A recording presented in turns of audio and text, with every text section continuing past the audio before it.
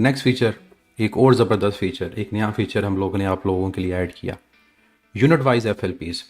देखें, यूनिट के एंड होने पे यूनिट टेस्ट तो होगा, यूनिट टेस्ट तो होगा। फॉर एग्जांपल मैं आपको LMS में दिखाता हूँ कि एटॉमिक स्ट्रक्चर का यूनिट एंड हुआ तो उसका यूनिट टेस्ट और उसकी डिस्कशन तो होगी, मतलब उसके 40 MCQs होंगे जिनको आप अटेम्प्ट करेंगे।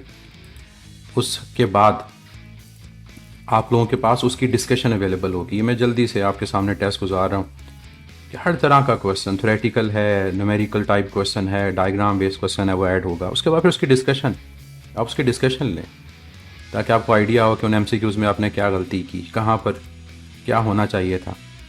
अब इसके बाद सिर्फ यहाँ पर बात ख़त्म नहीं हुई, हमने हर यूनिट के डबल टेस्ट एक तरह से कर दिए कि एक दफ़ा तो आपने यूनिट के एंड होने पे किया, फिर जैसे ही चारों सब्जेक्ट का एक यूनिट कंप्लीट होगा आप लोगों के पास एक उस यूनिट का FLP मिल जाएगा। अब मैं इसको थोड़ा सा एक्सप्लेन करता हूँ। फॉर एग्जांपल फिजिक्स का मोशन एंड फोर्स कंप्लीट हुआ, बायो का सेल कंप्लीट हुआ, केमिस्ट्री का एटॉमिक स्ट्रक्चर कंप्लीट हुआ, इंग्लिश का टेंसेस कंप्लीट हुआ। तो होगा ये चारों यूनिट कंबाइन होकर आपके पास एक FLP की फॉर्म आ जाएगी, ताकि आप लोगों को विद टाइम भी प्रैक्टिस हो कि आप लोग किस तरह से एक साथ इतने ज़्यादा MCQs को अटेम्प्ट कर सकते हैं।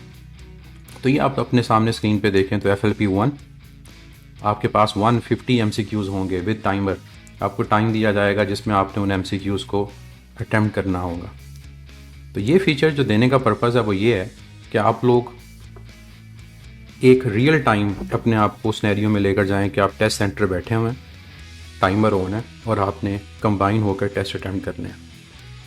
और फिर उनकी डिस्कशन भी अवेलेबल होगी, मतलब जो आपके पास उस FLP में टेस्ट था हर एक का आपके पास डिस्कशन अवेलेबल होगी, ताकि आप लोग इन द एंड चेक कर सकें कि आप लोगों ने कहाँ पर क्या गलती की।